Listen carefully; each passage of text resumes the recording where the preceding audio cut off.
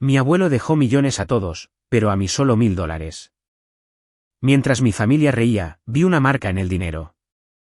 En el banco, el gerente se congeló al verla. Mi pequeña herencia escondía un secreto que lo cambiaba todo. Estaba sentada en la oficina legal con paneles de caoba de Herrera y Asociados, en el centro de Chicago. Mis manos estaban fuertemente entrelazadas en mi regazo mientras la silla de cuero crujía debajo de mí. El aire acondicionado zumbaba suavemente, pero nada podía enfriar la tensión que irradiaban los miembros de mi familia esparcidos alrededor de la mesa de conferencias. La lectura del testamento de mi abuelo multimillonario, Alejandro, acababa de concluir, y el silencio que siguió se sintió ensordecedor. El abogado Javier Herrera se ajustó sus gafas de montura de alambre, carraspeando mientras anunciaba la distribución final. Mi padre, Marcos, había recibido $12 millones. Mi hermano Diego recibió 8 millones, y varios primos recibieron entre 2 y 5 millones cada uno. Cuando Herrera finalmente se dirigió a mí, su voz pareció hacer eco desde un lugar muy lejano. Mi herencia era de apenas $1000 en efectivo. La sala estalló en una risa cruel y amarga. Marcos se reclinó en su silla, una sonrisa de satisfacción extendiéndose por su rostro curtido, mientras me observaba procesar la humillación. Su barba entrecana no podía ocultar la cruel satisfacción que danzaba en sus ojos oscuros. Diego echó la cabeza hacia atrás, soltando una carcajada estridente que rebotó en las pulidas paredes de la oficina. A sus 28 años, mi hermano siempre había poseído el talento de nuestro padre para hacer que los demás se sintieran pequeños, y hoy no era una excepción. Vaya, vaya, dijo Marcos con vozarrón, su tono goteando una falsa compasión. Parece que el abuelo finalmente le mostró a todo el mundo lo que realmente pensaba de nuestra pequeña maestra de escuela. Enfatizó las palabras maestra de escuela como si fuera algo repugnante que hubiera encontrado en la suela de su zapato. Diego se secó las lágrimas de risa de los ojos. Quizás puedas enmarcar esos $1000, hermanita. Ponlos justo al lado de tu trofeo de participación del Instituto Técnico local. Su costoso traje no podía ocultar la maldad que siempre había vivido en su corazón. Mi prima Valeria, una mujer de unos 30 años con un cabello rubio perfectamente peinado y un vestido de diseñador que probablemente costaba más que mi salario mensual, se rió disimuladamente detrás de su mano bien cuidada. Oh, Dios mío, lo siento tanto por ti, Isabela. Quiero decir, ¿qué se supone que harás con eso? ¿Comprar comida para un mes? Rodrigo, el hermano menor de Valeria, sacudió la cabeza con fingida decepción. Su voz llevaba el mismo tono condescendiente que recordaba de las reuniones familiares de la infancia. El abuelo siempre decía que las acciones tienen consecuencias. Supongo que elegir vivir como una indigente finalmente te pasó factura. Permanecí en silencio, estudiando los billetes nuevos en mis manos. Algo se sentía diferente en ellos, inusual de una manera que no pude identificar de inmediato. Mientras mis parientes continuaban su celebración y burla, giré cada billete con cuidado. Los números de serie parecían normales a primera vista, pero al examinarlos más de cerca bajo la luz fluorescente de la oficina, noté algo extraordinario. Mi abuelo Alejandro había escrito pequeños números y letras en los márgenes de cada billete, tan pequeños y precisos que eran casi invisibles a menos que supieras dónde buscar. Las marcas parecían estar hechas con un bolígrafo de punta extremadamente fina, del tipo que Alejandro usaba para sus meticulosas notas de negocios. Mi pulso se aceleró mientras trazaba los caracteres apenas visibles con la punta de mi dedo. Diego notó mi intensa concentración en el dinero y estalló en una nueva carcajada. Mírenla. Lo está contando como si pudiera haber más escondido en alguna parte. Acéptalo, Isabela, recibiste exactamente lo que merecías. Nada. Marcos se levantó, ajustándose la corbata con un aire de superioridad. Siempre le dije a Alejandro que te faltaba el instinto asesino necesario para el verdadero éxito. Elegiste desperdiciar tu vida enseñando a niños malcriados en lugar de unirte al negocio familiar. Esto es lo que sucede cuando le das la espalda a la oportunidad. Valeria recogió su bolso, una creación de cuero que probablemente costaba más de lo que yo ganaba en 3 meses. Deberíamos celebrar esta noche, una cena en ese nuevo restaurante de carnes del centro. Invito yo, obviamente. Me miró con falsa piedad. Lo siento, Isabela, pero no creo que acepten pases de autobús. Mientras mi familia hacía planes para su costosa celebración, continué estudiando las misteriosas marcas. Cuanto más las examinaba, más convencida estaba de que formaban algún tipo de código. Alejandro había sido un hombre de negocios brillante, alguien que nunca hacía nada sin un propósito. No eran rasguños al azar o marcas accidentales. Rodrigo ya estaba en su teléfono, presumiblemente llamando a su asesor financiero. Estoy pensando en ese yate que vimos el verano pasado. Con 5 millones, finalmente puedo hacer una oferta. Diego sacó su propio teléfono, navegando por sitios web de autos de lujo. He tenido el ojo puesto en este Lamborghini durante meses. Finalmente es hora de dar el paso. El abogado Javier Herrera comenzó a recoger sus papeles con eficiencia practicada. Su expresión permaneció profesionalmente neutral, pero lo sorprendí mirándome con lo que podría haber sido simpatía o quizás curiosidad. Mientras mi familia continuaba con sus alardes y planes, doblé cuidadosamente los billetes y los deslicé en mi bolso. Las marcas comenzaban a tener sentido. Podía ver lo que parecían ser coordenadas, y debajo de ellas, palabras tan diminutas que apenas eran legibles: Primer Banco Nacional. Caja 847. Confía en lo que otros no pueden ver. Mi corazón martilleaba contra mis costillas mientras el significado se aclaraba. Alejandro no solo me había dejado dinero. Me había dejado un mensaje. Un secreto del que ninguna de estas personas crueles y codiciosas que me rodeaban tenía la menor idea. Me levanté en silencio, alisando mi sencillo vestido negro.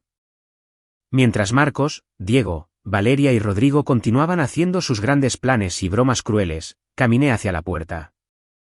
Ninguno de ellos se molestó en despedirse o siquiera en notar mi partida. Estaban demasiado ocupados repartiendo su nueva riqueza y planeando cómo gastarla. Pero cuando alcancé el pomo de la puerta, la voz de Diego cortó el aire una última vez. Oye, Isabela, no olvides enviarnos una tarjeta de agradecimiento cuando te compres una buena cena con esa fortuna. Sus risas me siguieron hasta el pasillo, pero por primera vez desde que entré en esa oficina, sentí algo más que humillación ardiendo en mi pecho. Sentí esperanza. El sol de la mañana proyectaba largas sombras sobre la acera mientras caminaba hacia el Primer Banco Nacional. Apreté mi bolso con fuerza contra mi costado. Apenas había dormido, pasando la noche descifrando el críptico mensaje de Alejandro y tratando de entender qué podría haber escondido para que yo lo encontrara. La imponente fachada de cristal del banco reflejaba mi expresión nerviosa mientras me acercaba a la entrada. Dentro, los suelos de mármol resonaban con las suaves conversaciones de los clientes de la mañana. Me acerqué al mostrador de servicio al cliente, donde una mujer de mediana edad con ojos amables y cabello castaño entrecano levantó la vista de la pantalla de su computadora. Buenos días, soy Patricia Ramírez. ¿En qué puedo ayudarla hoy? Su voz transmitía la cálida profesionalidad de alguien que había pasado años ayudando a la gente a navegar sus necesidades financieras. Mi voz tembló ligeramente mientras hablaba. Necesito acceso a la caja de seguridad número 847. Mi abuelo falleció recientemente y creo que dejó algo para mí allí. Sus dedos se movieron sobre el teclado con eficiencia practicada. Permítame revisar nuestros registros. ¿Puedo ver una identificación y la documentación de autorización? Le entregué mi licencia de conducir y le expliqué las circunstancias inusuales. No tengo la documentación tradicional, pero tengo esto. Saqué con cuidado los billetes marcados de mi bolso, mostrándole las diminutas anotaciones de Alejandro. Patricia estudió el dinero cuidadosamente, sus cejas se alzaron con sorpresa. Estas marcas son bastante inusuales. Permítame llamar a nuestro gerente, David Salinas. Él sabrá cómo manejar esta situación. En cuestión de minutos, un hombre alto de unos 50 años apareció junto al escritorio de Patricia. David Salinas tenía el cabello plateado y unos agudos ojos azules que parecían captarlo todo de una vez.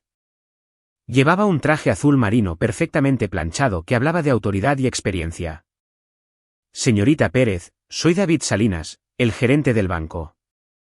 Patricia mencionó que está preguntando por la caja 847. ¿Puedo ver esos billetes? Le entregué el dinero con dedos temblorosos. En el momento en que los ojos de David se centraron en las marcas de Alejandro, su rostro sufrió una transformación dramática. El color se desvaneció de sus mejillas y su compostura profesional se resquebrajó por un instante. «Por favor, sígame a mi oficina de inmediato», susurró con urgencia, mirando alrededor del concurrido vestíbulo como si le preocupara que alguien pudiera estar observándonos. La oficina de David era un santuario de madera pulida y cuero, con fotos familiares y premios bancarios adornando las paredes. Cerró la puerta con cuidado y activó un pequeño dispositivo en su escritorio que supuse era algún tipo de protección de privacidad. Señorita Pérez, su abuelo y yo habíamos estado planeando este momento durante años. Alejandro sabía que un día alguien vendría aquí con esos billetes exactos, marcados con su caligrafía distintiva. Estaba esperando a que alguien digno descifrara su mensaje. Se me secó la boca. ¿Qué quiere decir con digno? David se sentó pesadamente en su silla, pareciendo de repente mucho mayor de lo que era. Alejandro pasó la última década de su vida observando a su familia muy de cerca. Lo documentó todo, señorita Pérez, cada conversación, cada transacción comercial, cada compromiso moral. Descubrió cosas sobre su padre y su hermano que la sorprenderían. ¿Qué tipo de cosas?, pregunté, aunque parte de mí ya sospechaba que la respuesta sería devastadora. David abrió un archivador de seguridad y sacó una gruesa carpeta de Manila. Su padre, Marcos, ha estado malversando fondos de las empresas de Alejandro durante 15 años. No pequeñas cantidades, señorita Pérez. Estamos hablando de casi 30 millones de dólares robados a través de corporaciones fantasma y contratos fraudulentos. Sentí que la habitación giraba a mi alrededor. ¿30 millones de dólares? Eso es solo Marcos. Su hermano Diego ha estado vendiendo información privilegiada a los competidores de Alejandro durante los últimos 8 años. Cada acuerdo comercial importante, cada plan estratégico, cada desarrollo patentado. Diego se lo ha estado filtrando todo a empresas rivales a cambio de pagos sustanciales. El daño que ha causado al negocio familiar es incalculable. Estimamos que las empresas de Alejandro perdieron cientos de millones en ingresos potenciales debido a la traición de Diego. El peso de esta revelación me aplastó como una fuerza física. ¿Pero por qué el abuelo no los expuso? ¿Por qué no los detuvo? La expresión de David se volvió aún más seria. Porque Alejandro era un estratega, no un reactor. Sabía que la confrontación inmediata solo los haría actuar con más cautela. En su lugar, eligió la paciencia. Reunió pruebas metódicamente, construyendo un caso irrefutable mientras fingía permanecer ajeno a sus crímenes. ¿Pruebas? Documentos financieros de Alejandro, fotografías, testimonios de testigos. Todo lo necesario para asegurar que la justicia se sirviera de manera adecuada y completa. Alejandro pasó sus últimos años no solo como abuelo, sino como un investigador, construyendo el caso más completo de fraude corporativo que he presenciado. Luché por procesar esta información. La familia que creía conocer aparentemente no era más que una fachada elaborada que ocultaba años de robo sistemático y traición. Continuó, su voz volviéndose más suave. Pero el descubrimiento más desgarrador estaba por llegar. Alejandro se enteró de la participación de sus primos solo 6 meses antes de su muerte. Valeria y Rodrigo no eran espectadores inocentes. Eran participantes activos en la conspiración. ¿Valeria y Rodrigo? Mi voz salió como un susurro apenas audible. Establecieron organizaciones benéficas falsas para lavar el dinero robado. Sus primos han estado ayudando a su padre y a su hermano a limpiar sus ganancias ilegales a través de donaciones fraudulentas y deducciones de impuestos manipuladas. Las organizaciones benéficas existen solo en el papel, señorita Pérez. Cada dólar donado fue inmediatamente canalizado de vuelta a cuentas en el extranjero controladas por los miembros de su familia. Sentí que la habitación se cerraba a mi alrededor. ¿Cuánto tiempo ha estado sucediendo esto? Basado en la investigación de Alejandro, la conspiración comenzó de forma modesta hace unos 15 años, con solo Marcos desviando pequeñas cantidades. Pero creció y se volvió más sofisticada con el tiempo, a medida que Diego y, finalmente, sus primos se unieron a la operación. Para cuando Alejandro descubrió el alcance total, estaban robando millones anualmente y se habían vuelto increíblemente descuidados porque creían que él nunca sospecharía de su propia familia. Pensé en la lectura del testamento, en sus risas crueles y su sentido de derecho. No tienen idea de que usted sabe todo esto. Absolutamente ninguna. Alejandro era un maestro en mantener su fachada de ignorancia mientras documentaba en secreto cada crimen que cometían. Creen genuinamente que lo superaron en astucia y que su herencia representa su recompensa por años de engaño exitoso. David se levantó y caminó hacia su ventana, mirando la concurrida calle de abajo. Alejandro me hizo prometer que esperaría a que la persona adecuada descifrara su mensaje. Sabía que quien se preocupara lo suficiente como para examinar esos billetes cuidadosamente sería alguien con la integridad para manejar lo que descubrió de manera responsable. ¿Pero por qué yo?, pregunté. ¿Por qué no las autoridades? ¿Por qué no manejar esto a través de los canales legales adecuados de inmediato? David se volvió para mirarme, y por primera vez desde que había entrado en su oficina, sonrió. Porque Alejandro tenía un plan final, señorita Pérez, y usted es la única persona en la que confiaba para ejecutarlo correctamente. David me guió por un pasillo estrecho que no había notado durante mi primera visita a su oficina, pasando varias puertas de seguridad que requerían su tarjeta de acceso y escaneo biométrico. El nivel del sótano del primer Banco Nacional se sentía como entrar en un mundo completamente diferente, uno diseñado para la privacidad y seguridad absolutas. Alejandro alquiló nuestra caja de seguridad más grande hace 5 años, explicó David mientras caminábamos. Pero lo que guardó allí va mucho más allá de los objetos de valor típicos o documentos importantes. Se detuvo frente a la caja 847, que era significativamente más grande que las cajas estándar que había visto en las películas. David insertó 2 llaves simultáneamente mientras yo proporcionaba mi identificación por última vez. El cajón de metal se deslizó para revelar gruesas carpetas, dispositivos de grabación y fotografías organizadas con precisión militar. Alejandro era metódico en todo, dijo David mientras yo miraba el contenido. Cada documento está fechado. Cada grabación está transcrita. Cada fotografía está catalogada. Abordó esta investigación como abordaba los negocios, con absoluta minuciosidad y atención al detalle. Tomé la primera carpeta, etiquetada simplemente Marcos, delitos financieros. Dentro había extractos bancarios, registros de transferencias electrónicas y documentos corporativos que pintaban un cuadro devastador de robo sistemático. Página tras página detallaban cómo mi padre había creado empresas de consultoría ficticias, aprobado facturas fraudulentas y redirigido fondos de la compañía a cuentas personales. Mira esto, susurré, sosteniendo un extracto bancario. Transfirió $2.3 millones en un solo mes. ¿Cómo es que nadie se dio cuenta? Alejandro se dio cuenta, respondió David sombríamente. Pero Marcos había sido cuidadoso al apuntar a fondos de diferentes subsidiarias, manteniendo cada robo por debajo del umbral que activaría auditorías automáticas. Entendía el sistema lo suficientemente bien como para explotar sus debilidades. La siguiente carpeta contenía pruebas de las actividades de espionaje de Diego. Correos electrónicos impresos lo mostraban comunicándose con competidores, vendiendo información confidencial sobre próximas fusiones, nuevos desarrollos de productos y alianzas estratégicas. Algunos mensajes incluían fotografías reales de documentos internos tomadas con el teléfono de Diego. El muchacho era notablemente descarado, observó David mientras yo hojeaba las comunicaciones. Ni siquiera se molestó en usar palabras en clave o cuentas anónimas. Realizó estas transacciones usando su correo electrónico y número de teléfono personales.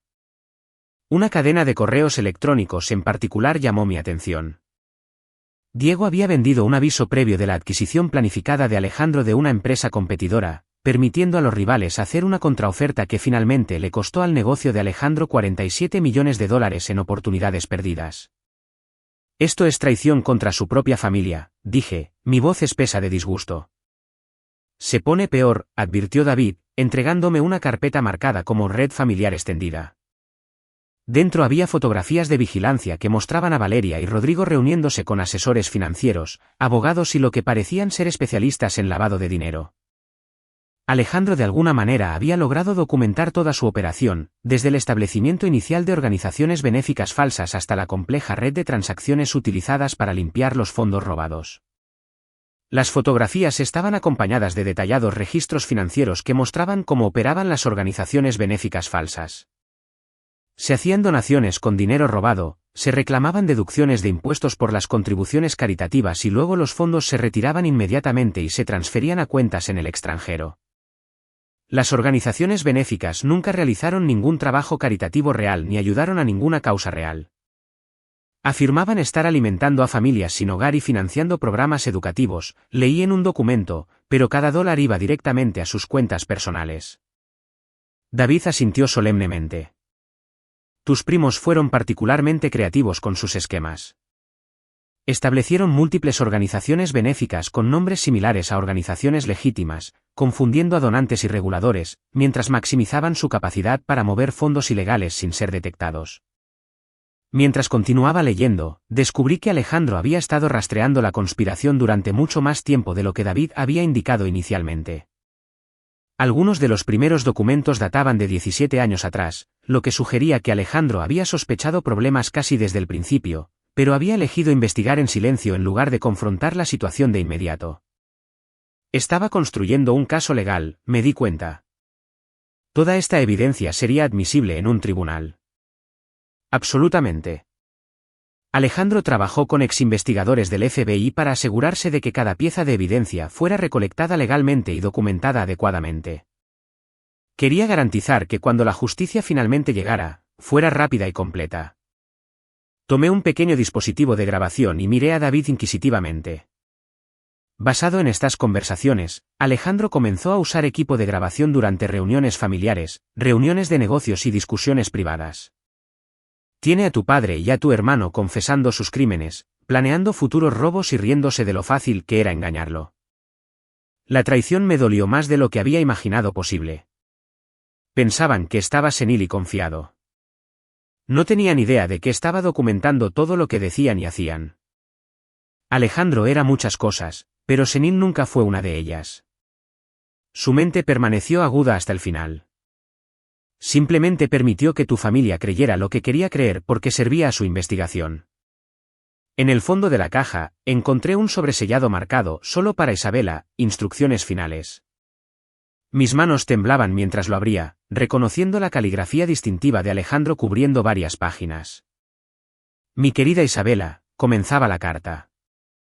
Si estás leyendo esto, significa que fuiste tú quien se preocupó lo suficiente como para descifrar mi mensaje y descubrir la verdad sobre nuestra familia.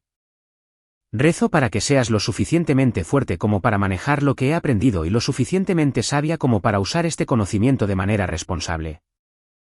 La carta continuaba durante varias páginas, detallando las crecientes sospechas de Alejandro, su decisión de investigar en privado y su desconsuelo al descubrir el alcance de la traición de su familia.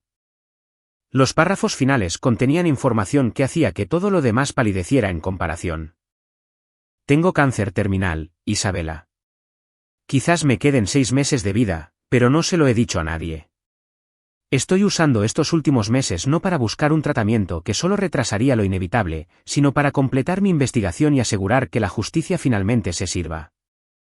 Más importante aún, estoy usando este tiempo para asegurarme de que la riqueza legítima de la familia termine en manos de alguien que la usará honorablemente. Levanté la vista hacia David con lágrimas en los ojos. Él sabía que se estaba muriendo. A Alejandro le diagnosticaron cáncer de páncreas hace 2 años. Rechazó el tratamiento que podría haber extendido su vida unos meses porque dijo que tenía un trabajo más importante que terminar.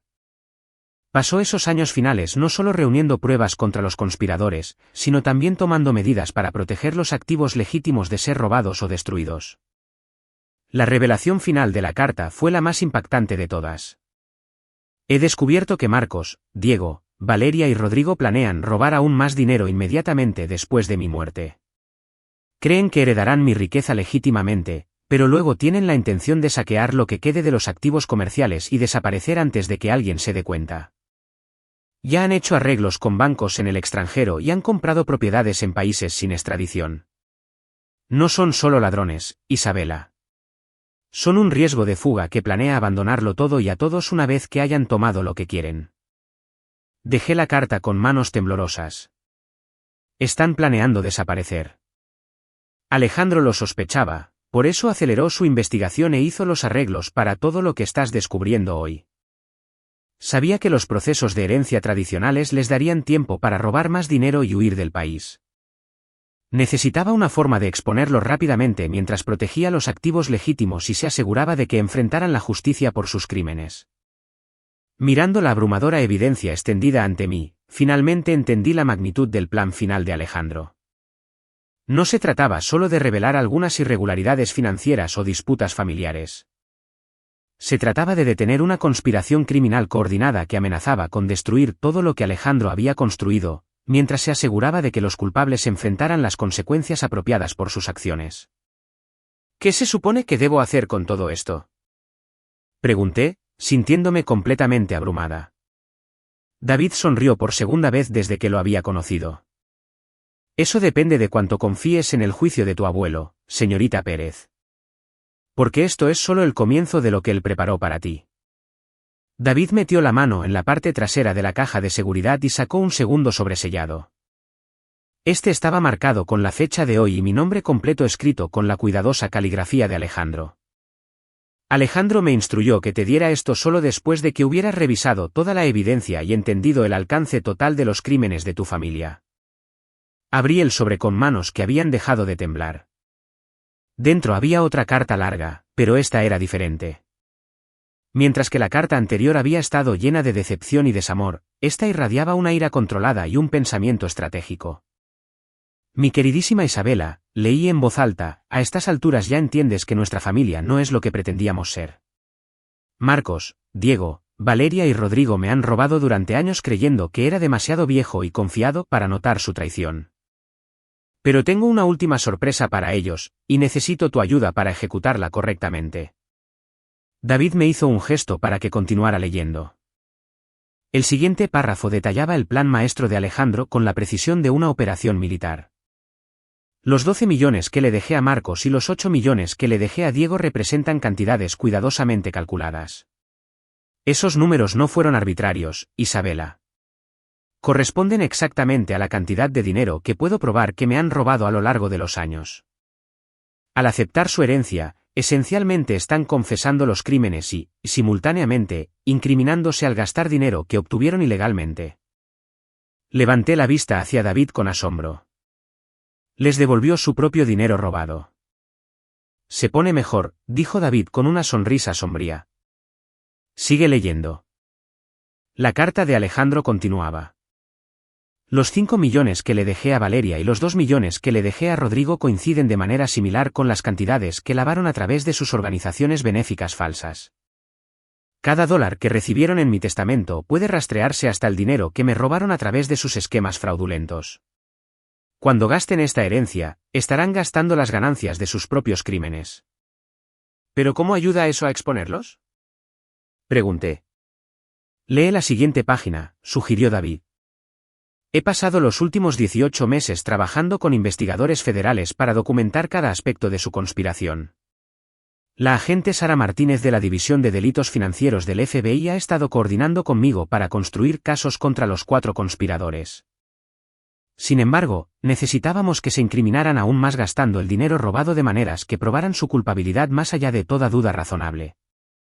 Mi pulso se aceleró mientras leía la explicación detallada de Alejandro. Había dado deliberadamente a su familia grandes herencias, sabiendo que comenzarían a gastar lujosamente de inmediato, creando un claro rastro de evidencia que demostraría su patrón de comportamiento criminal a largo plazo. El dinero de la herencia está marcado, Isabela, no visiblemente como los billetes que te dejé, sino electrónicamente. Cada dólar que recibieron puede ser rastreado a través del sistema bancario. Cuando Marcos compre su yate y Diego adquiera sus autos deportivos, estarán generando evidencia de lavado de dinero y conspiración criminal. Sus gastos demostrarán que sabían que el dinero era robado, porque ninguna persona inocente gasta una herencia inesperada en los patrones específicos que coinciden con el comportamiento criminal. Dejé la carta por un momento, tratando de procesar la sofisticación de la trampa de Alejandro. Volvió su codicia en su contra. Alejandro entendía la psicología tan bien como entendía los negocios, explicó David.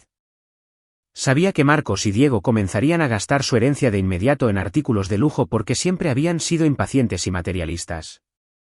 También sabía que Valeria y Rodrigo usarían su herencia para expandir sus operaciones de lavado de dinero porque se habían vuelto adictos a las ganancias de sus actividades ilegales. Continué leyendo. Pero el elemento más importante de mi plan concierne a la riqueza legítima que acumulé a través de actividades comerciales legales durante los últimos 50 años. Ese dinero, aproximadamente $400 millones, ha sido cuidadosamente retirado de todas las cuentas que tus parientes conocían y transferido a fideicomisos no rastreables a los que solo se puede acceder usando los códigos que marqué en tu herencia de $1000. Mi respiración se detuvo por completo. ¿$400 millones? David asintió solemnemente. Alejandro pasó 2 años liquidando activos en secreto, vendiendo propiedades y transfiriendo fondos sin que nadie en tu familia se diera cuenta. Cada dólar de riqueza legítima ha sido puesto fuera de su alcance y preservado para que tú lo heredes. ¿Pero por qué yo?, susurré. ¿Por qué no simplemente donarlo a la caridad o dárselo a otros miembros de la familia? La carta de Alejandro anticipó mi pregunta. Porque eres la única persona en nuestra familia que eligió la integridad sobre la riqueza, Isabela. Rechazaste mis ofertas de pagar por una educación costosa. Declinaste mis sugerencias de unirte al negocio familiar y rechazaste cada intento que hice de darte dinero o regalos. Elegiste vivir modestamente como maestra porque querías ganarte la vida honestamente. Lágrimas comenzaron a rodar por mis mejillas mientras leía la explicación de Alejandro sobre cómo me había visto luchar financieramente mientras mantenía mis principios, sin pedir ayuda incluso cuando la necesitaba desesperadamente. Sin comprometer mis valores incluso cuando hacerlo habría hecho mi vida mucho más fácil. Puse a prueba a todos en nuestra familia a lo largo de los años, Isabela. Les ofrecí a todos oportunidades para demostrar su carácter, para demostrar integridad, para mostrar que valoraban más las relaciones familiares que el dinero. Marcos, Diego, Valeria y Rodrigo fallaron esas pruebas repetidamente. Eligieron la codicia sobre la lealtad, el engaño sobre la honestidad y el robo sobre ganarse su propio éxito. Pero tú elegiste de manera diferente, incluso cuando elegir la integridad hizo tu vida más difícil. Me sequé los ojos y continué leyendo. El plan de Alejandro tenía un último elemento que me dejó sin aliento. También he plantado evidencia falsa que sugiere la existencia de activos ocultos aún mayores, Isabela. Documentos que Marcos y Diego encontrarán cuando registren mi estudio después del funeral, papeles que sugieren que tengo cientos de millones de dólares más escondidos en cuentas secretas. Esta evidencia falsa los llevará a volverse aún más imprudentes y desesperados en su búsqueda de un dinero que no existe. David me entregó un pañuelo y observó cómo asimilaba el alcance total de la manipulación psicológica de Alejandro. Tu abuelo predijo que Marcos y Diego se obsesionarían con encontrar estos activos ocultos inexistentes. Sabía que su codicia anularía su cautela, haciendo que tomaran acciones cada vez más desesperadas e ilegales que proporcionarían a los investigadores federales aún más evidencia de su intención criminal. Los párrafos finales de la carta de Alejandro delineaban el final del juego. Cuando el FBI los arreste por sus crímenes, descubrirán que el dinero que han estado robando y lavando durante años ha sido restaurado a su lugar legítimo en la riqueza familiar. Los $400 millones que estás heredando, Isabela, incluyen no solo mis ganancias legítimas, sino también cada dólar que me robaron, recuperado a través de una cuidadosa acción legal y devuelto a donde pertenece. Levanté la vista hacia David con una mezcla de asombro e incredulidad. Lo recuperó todo. Cada centavo, más intereses y daños. La investigación de Alejandro fue tan exhaustiva y su evidencia tan abrumadora que recuperar los fondos robados fue relativamente sencillo una vez que las fuerzas del orden se involucraron. Tus parientes han estado gastando dinero robado durante años, pero ese dinero nunca se fue realmente. Solo estuvo temporalmente fuera de lugar. La carta de Alejandro concluía con instrucciones para que me reuniera con la agente Sara Martínez, quien coordinaría las etapas finales de la investigación y me ayudaría a entender mi papel en llevar la justicia a nuestra familia. También proporcionaba información detallada sobre los activos comerciales legítimos que heredaría y sus esperanzas sobre cómo podría usar esa riqueza para ayudar a otros. Hay una cosa más, dijo David en voz baja. Alejandro dejó instrucciones específicas sobre el momento. La agente Martínez está esperando mi llamada. En el momento en que la contacte, comenzarán las redadas federales en las casas y oficinas de tus parientes. ¿Estás lista para que eso suceda?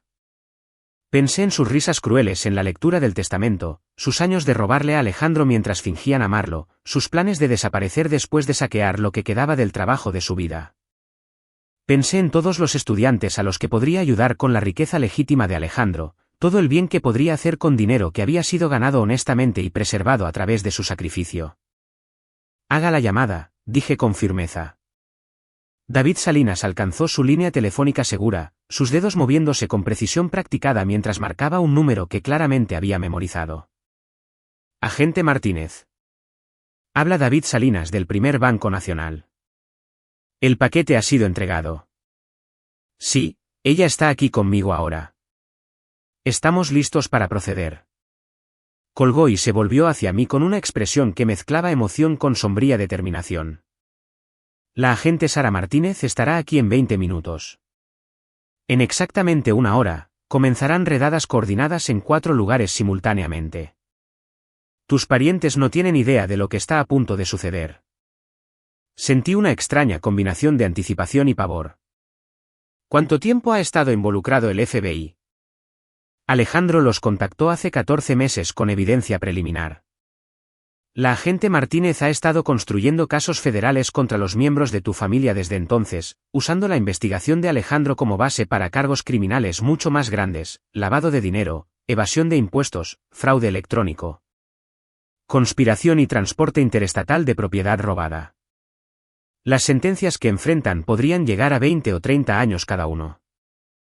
Mientras esperábamos a la agente Martínez, David me mostró documentos adicionales que Alejandro había preparado, proyecciones financieras que mostraban el verdadero valor del imperio empresarial familiar una vez que los activos robados fueran recuperados y devueltos. Escrituras de propiedades inmobiliarias que yo no sabía que existían, carteras de inversión que habían sido cuidadosamente gestionadas y habían crecido durante décadas. Alejandro valía mucho más de 400 millones de dólares, explicó David. Esos son solo los activos líquidos que transfirió a tus fideicomisos. Cuando incluyes las participaciones empresariales, las inversiones inmobiliarias y los fondos robados recuperados, estás ante una herencia de casi 600 millones de dólares. El número era tan grande que no podía comprenderlo realmente. ¿Qué se supone que debo hacer con esa cantidad de dinero? Lo que sea que Alejandro creyera que harías, úsalo sabiamente, ayuda a otros y nunca dejes que corrompa tu carácter como corrompió el de ellos. La agente Sara Martínez llegó puntualmente, una mujer de unos 40 años con cabello oscuro y corto y el tipo de comportamiento seguro que hablaba de años manejando crímenes financieros complejos. Llevaba un sencillo traje negro y un maletín que parecía haber visto un uso considerable. Señorita Pérez, soy la agente Martínez. Su abuelo fue un hombre extraordinario que proporcionó a mi equipo el paquete de pruebas más completo que hemos recibido para un caso de esta magnitud. Gracias a su investigación, tenemos pruebas suficientes para asegurar condenas contra los 4 sospechosos. Abrió su maletín y sacó varias carpetas gruesas. La cooperación de Alejandro nos permitió obtener pruebas adicionales a través de métodos de vigilancia legal. Hemos estado monitoreando las comunicaciones, transacciones financieras y actividades comerciales de los miembros de su familia durante los últimos 8 meses. ¿Qué tipo de pruebas? Pregunté.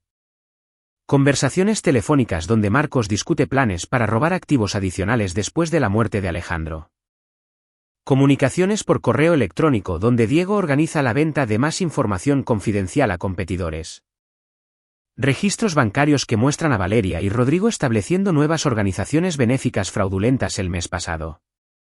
Nunca detuvieron sus actividades criminales, señorita Pérez. Si acaso, intensificaron su comportamiento ilegal porque creían que la muerte de Alejandro eliminaría cualquier posibilidad de ser descubiertos. La agente Martínez me mostró fotografías de vigilancia tomadas fuera de la mansión de Marcos, su oficina en el centro y el edificio donde Valeria y Rodrigo operaban su red de caridad falsa. Los hemos estado observando durante meses, documentando sus continuas actividades criminales y esperando el momento adecuado para proceder con los arrestos. ¿Por qué esperar hasta ahora? Pregunté. Porque Alejandro insistió en que usted debería tener la oportunidad de comprender el alcance total de su traición antes de que procediéramos. Quería que viera la evidencia de primera mano y tomara una decisión informada sobre si presentar cargos criminales. Según la ley federal, usted es considerada la víctima principal de su conspiración, ya que es la heredera legítima de Alejandro. El peso de esa responsabilidad se sintió enorme. ¿Qué pasa si decido no presentar cargos? Los delitos federales que han cometido no dependen de su cooperación, explicó la agente Martínez. Tenemos pruebas suficientes para procesarlos independientemente de sus deseos. Pero Alejandro quería que entendiera que tiene una influencia significativa sobre cuán agresivamente buscamos sentencias máximas en lugar de aceptar acuerdos de culpabilidad. David miró su reloj. Las redadas comienzan en 35 minutos.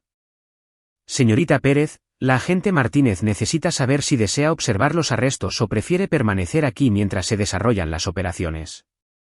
Pensé en la carta de Alejandro, su decepción al descubrir la verdadera naturaleza de su familia, su cuidadosa planificación para asegurar que se hiciera justicia.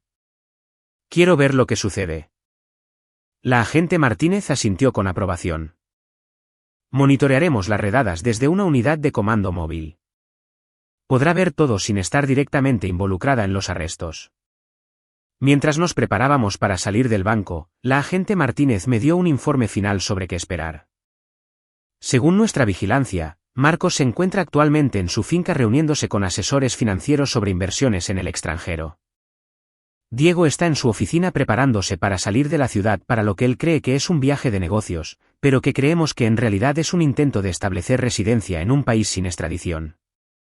Valeria y Rodrigo están en sus oficinas de caridad, probablemente destruyendo pruebas y preparándose para transferir más fondos robados. Todos planean huir, dije. Alejandro predijo que intentarían huir una vez que hubieran asegurado la mayor cantidad de dinero robado posible. Por eso el momento era tan crítico. Necesitábamos actuar antes de que pudieran desaparecer con activos adicionales o establecerse fuera del alcance de la ley estadounidense. David cerró la caja de seguridad y devolvió las pruebas de Alejandro a su lugar seguro. Este material permanecerá aquí hasta que se necesite para los juicios. Su abuelo eligió nuestro banco específicamente por nuestros protocolos de seguridad y nuestra experiencia en el manejo de documentos legales sensibles. Mientras caminábamos hacia el estacionamiento, la agente Martínez recibió una comunicación por radio de los líderes de su equipo. Todas las unidades están en posición. Los sujetos parecen seguir sus rutinas normales, sin indicios de que sospechen la atención de las fuerzas del orden. Tenemos luz verde para proceder según lo programado. Subí al asiento trasero del vehículo sin distintivos de la agente Martínez, mi mente acelerada con pensamientos sobre lo que traerían las próximas horas. Alejandro había pasado los últimos años de su vida construyendo este momento, sacrificando sus relaciones con su familia para reunir las pruebas necesarias para llevarlos ante la justicia. Agente Martínez, dije, mientras conducíamos por el tráfico del centro de Chicago, ¿qué hizo que mi abuelo sospechara por primera vez que su familia le estaba robando? Una discrepancia en los informes financieros trimestrales hace unos 3 años. Alejandro notó que ciertas empresas subsidiarias mostraban patrones de gastos inusuales que no coincidían con sus actividades operativas. Cuando investigó personalmente en lugar de delegar en Marcos o Diego, descubrió la primera evidencia de facturación fraudulenta y empleados fantasma. Y eso llevó a todo lo demás. Alejandro se dio cuenta de que si Marcos estaba dispuesto a robar cantidades relativamente pequeñas a través de facturas falsas, probablemente se estaban cometiendo delitos mayores. Decidió investigar de manera exhaustiva en lugar de confrontar los problemas inmediatos, lo que lo llevó a descubrir el alcance total de la conspiración. Al acercarnos a la unidad de comando móvil, pude ver múltiples vehículos de las fuerzas del orden posicionados estratégicamente por la ciudad. Todos esperando la señal coordinada para moverse simultáneamente contra objetivos que no tenían idea de que sus años de crímenes estaban a punto de alcanzarlos. Señorita Pérez, dijo la agente Martínez mientras estacionábamos, ¿está segura de que está lista para esto? Ver a los miembros de su familia ser arrestados será emocionalmente difícil, incluso sabiendo lo que han hecho. Pensé en el sacrificio de Alejandro, en los estudiantes a los que podría ayudar con su herencia legítima, en la importancia de asegurar que finalmente se hiciera justicia después de años de traición y robo. Estoy lista, dije con firmeza. Terminemos lo que mi abuelo empezó. La unidad de comando móvil era un sofisticado centro de operaciones lleno de monitores, equipos de comunicación y agentes federales que coordinaban las redadas simultáneas. La agente Martínez me ubicó donde podía observar todo mientras permanecía a salvo de los arrestos reales. Equipo Alfa se acerca a la residencia de Marcos Pérez, llegó el primer informe de radio. En el monitor principal, vi vehículos sin distintivos rodear la extensa finca de mi padre en un exclusivo barrio residencial. La mansión se veía aún más impresionante desde las imágenes de vigilancia aérea de lo que recordaba de las reuniones familiares. Equipo Beta está en posición fuera del edificio de oficinas de Diego Pérez, informó otra voz. Un segundo monitor mostraba a agentes federales preparándose para entrar en el rascacielos del centro donde mi hermano dirigía su negocio de consultoría supuestamente legítimo. Equipos Gamma y Delta están listos en las ubicaciones de las oficinas de Caridad, llegó la confirmación final. 2 monitores adicionales mostraban los modestos edificios de oficinas donde Valeria y Rodrigo operaban sus organizaciones fraudulentas, edificios que parecían completamente inocentes desde el exterior. La agente Martínez habló por su radio con calma y autoridad. Todos los equipos tienen autorización para ejecutar. La operación Árbol Genealógico está ahora activa. Observé fascinada cómo comenzaban las redadas simultáneamente en toda la ciudad. En la finca de Marcos, los agentes se acercaron a la puerta principal mientras otros se movían para asegurar las salidas traseras y las áreas del garaje. La puerta se abrió para revelar a mi padre con su costosa ropa de golf, su rostro transformándose de una leve curiosidad a un shock absoluto mientras los agentes federales mostraban sus insignias y órdenes de arresto. Marcos Pérez está bajo arresto por lavado de dinero, conspiración para cometer fraude, evasión de impuestos y transporte interestatal de propiedad robada, escuché a través de la transmisión de audio. La boca de Marcos se abrió y cerró en silencio mientras los agentes le leían sus derechos y le ponían las esposas. En el segundo monitor, el arresto de Diego fue igualmente dramático. Los agentes federales habían entrado en su edificio de oficinas y lo habían acorralado en su sala de conferencias privada, donde se había estado reuniendo con lo que parecían ser representantes de bancos offshore. Diego intentó correr hacia una salida trasera, pero encontró a los agentes ya posicionados para interceptarlo. Diego Pérez está bajo arresto por espionaje corporativo, conspiración para cometer fraude, lavado de dinero y violación de las regulaciones de comercio interestatal. El costoso traje de mi hermano no pudo ocultar su pánico al darse cuenta de que su ruta de escape cuidadosamente planeada había sido anticipada y bloqueada. Los arrestos de Valeria y Rodrigo estaban ocurriendo simultáneamente en sus respectivas oficinas de Caridad. Ambos habían estado en medio de la destrucción de documentos cuando llegaron los agentes federales, proporcionando evidencia adicional de conciencia de culpabilidad y obstrucción de la justicia. Esto es increíble, susurré mientras veía a mis parientes ser llevados esposados. Realmente no tenían idea de que los estaban vigilando. La agente Martínez asintió sombríamente. La investigación de Alejandro fue tan discreta que nunca sospecharon que las fuerzas del orden federal se habían involucrado.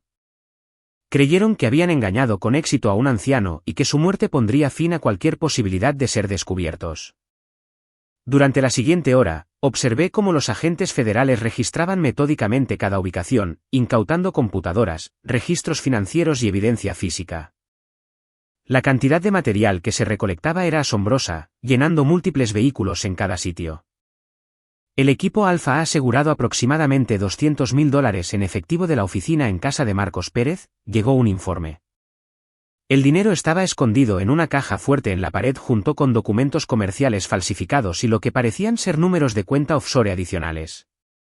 El equipo Beta ha confiscado las computadoras de Diego Pérez y ha descubierto evidencia de que planeaba abandonar el país esta noche, informó otro agente. Su oficina contenía boletos de avión, información de cuentas bancarias extranjeras y documentos que sugerían que tenía la intención de establecer residencia permanente en una nación sin extradición. La evidencia del riesgo de fuga fue particularmente condenatoria porque respaldaba la predicción de Alejandro de que los conspiradores intentarían huir una vez que hubieran maximizado su robo de su patrimonio. La agente Martínez se volvió hacia mí con una expresión de satisfacción.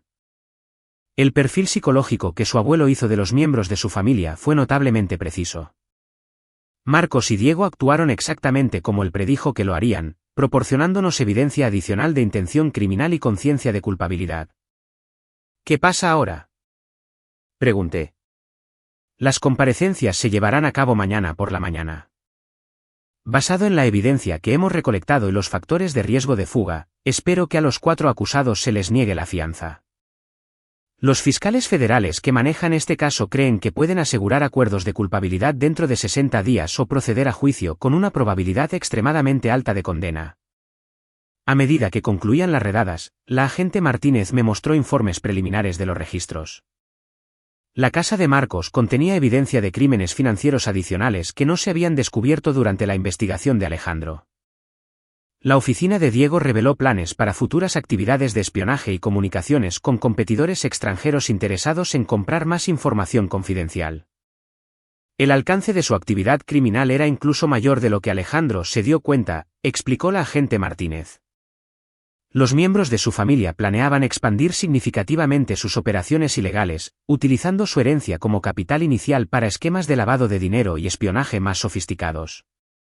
Las oficinas de caridad de Valeria y Rodrigo habían arrojado evidencia de múltiples nuevas organizaciones fraudulentas en desarrollo, lo que sugiere que habían estado planeando usar su herencia para establecer una red aún más extensa de organizaciones benéficas falsas para lavar fondos robados. Si Alejandro no los hubiera detenido cuando lo hizo, sus parientes podrían haber robado cientos de millones de dólares más en los próximos años, observó la agente Martínez. Al caer la noche sobre Chicago, me encontré de nuevo en la oficina de David Salinas en el Primer Banco Nacional, firmando los documentos finales que Alejandro había preparado para este momento. La riqueza familiar legítima ahora estaba completamente segura y bajo mi control, mientras que los activos robados habían sido recuperados y serían devueltos a su lugar legítimo en el patrimonio de Alejandro. Hay un último elemento en el plan de Alejandro, dijo David, sacando un último sobresellado de su caja fuerte personal. Esto debía abrirse solo después de que los arrestos se hubieran completado con éxito. El mensaje final de Alejandro fue simple pero profundo. Isabela, a estas alturas comprendes el verdadero costo de la codicia y el valor de la integridad. Las llaves en este sobre abren un edificio que compré 6 meses antes de mi muerte. La dirección está escrita a continuación. Creo que te resultará interesante.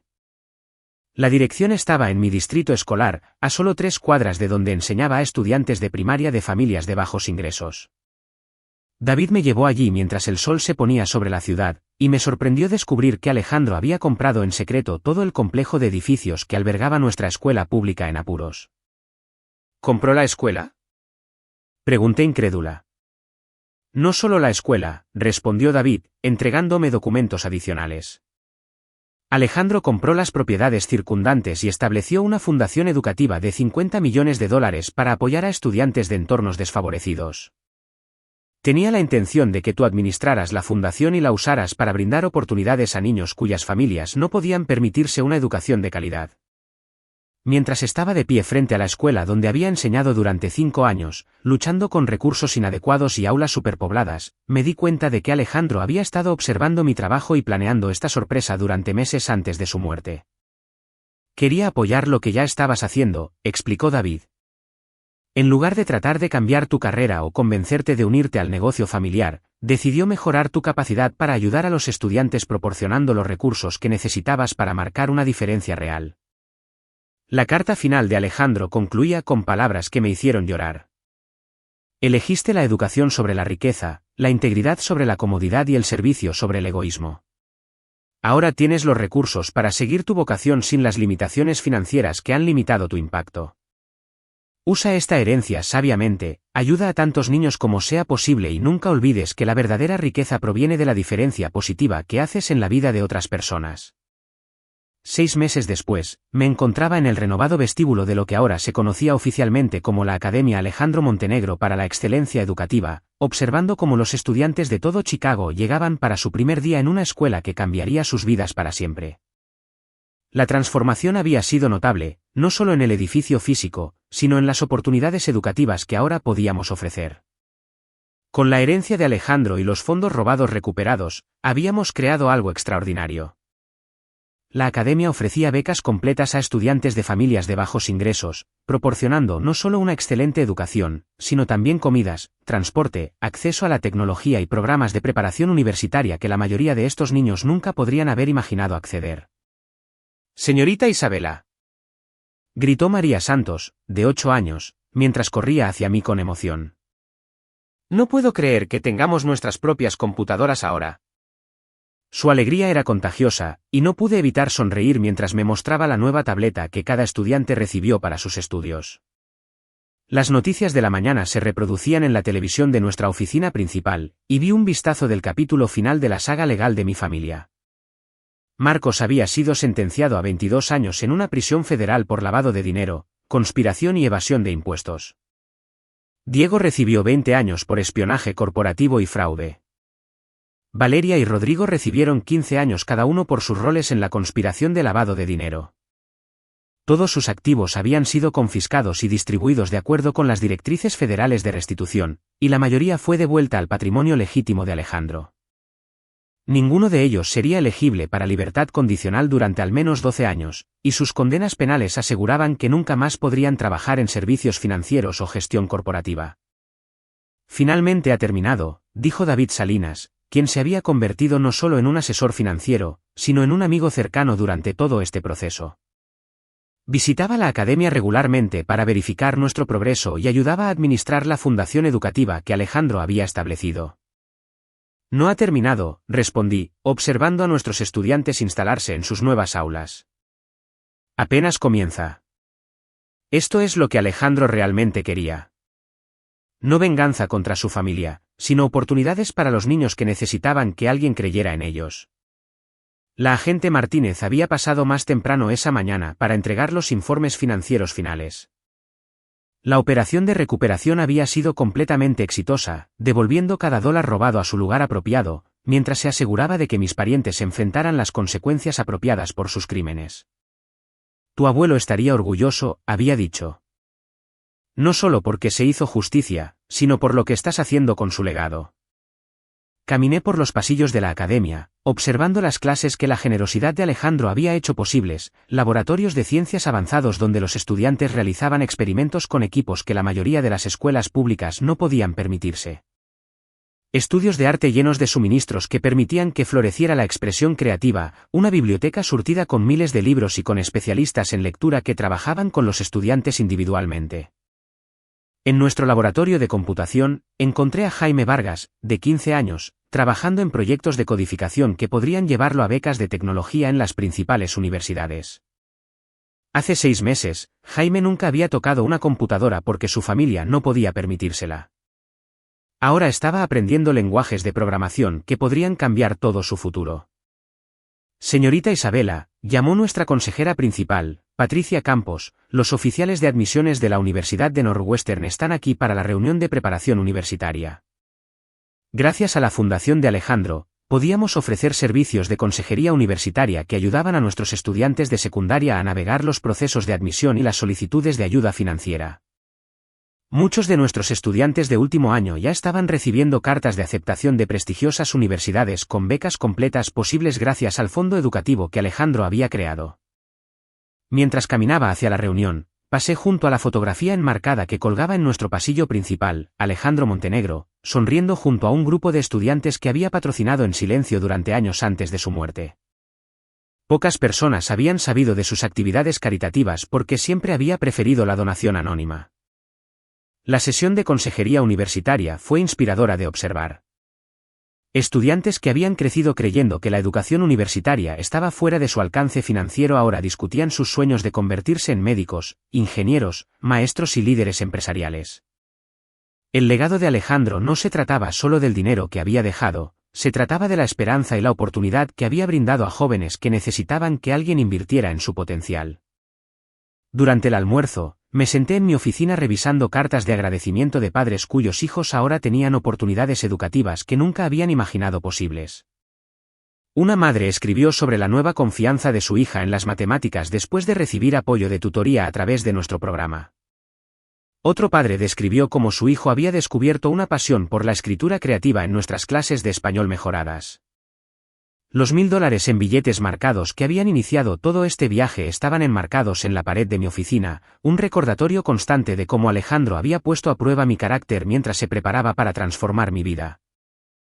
Los billetes representaban más que dinero, simbolizaban la importancia de prestar atención a los detalles que otros podrían pasar por alto y el valor de mantener la integridad incluso cuando parecía no ser recompensada. Sonó mi teléfono y respondí para escuchar la voz del superintendente de educación de Chicago. Isabela, quería informarte que la Academia Alejandro Montenegro ha sido seleccionada como un programa modelo de innovación educativa. El Departamento de Educación Federal quiere estudiar su enfoque para una posible implementación en otras ciudades. La influencia de Alejandro se estaba expandiendo más allá de lo que incluso él podría haber imaginado. Nuestro éxito estaba inspirando programas similares en todo el país, creando oportunidades para miles de estudiantes adicionales que necesitaban que alguien creyera en su potencial. Al terminar el día y los estudiantes se dirigían a casa con sus familias, reflexioné sobre las lecciones que Alejandro me había enseñado a través de su plan final.